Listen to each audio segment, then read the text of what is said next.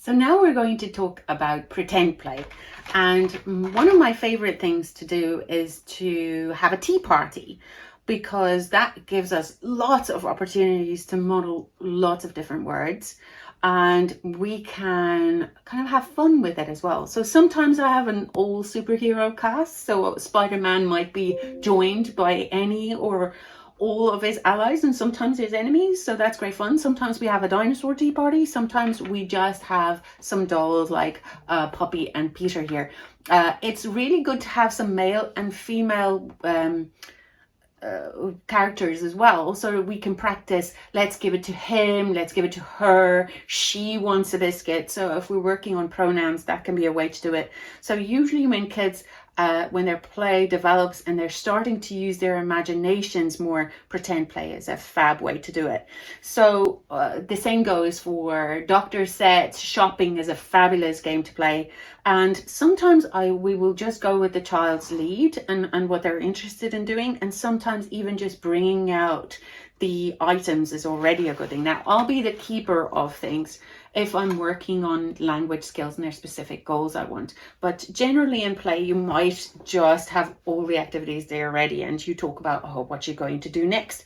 So first of all, if we're going to have a tea party, we need to talk about who's going to get what. So we might have a lovely pink cup for Spider-Man, and who's going to want the yellow one? So she does. Oh, and we have our sugar. Peter needs a cup, and oh, do you need to have a drink as well? So we give everybody the items, and then we can go, okay, so we've got some milk here, we have some sugar, so we need a little spoon for our sugar, and then we also need most importantly, our teapot. Now, sometimes you can add water. If you don't mind a little bit of a mess, that's okay. But it's also even just the pretend part of pretending to pour is not a bad thing.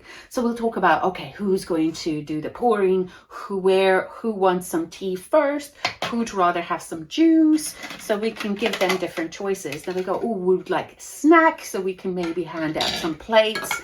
And another element of pretend play is these lovely toys you get that's like little Velcro fruits and vegetables or other types of foods, because now we can go and we can prepare them, and who would like to have some.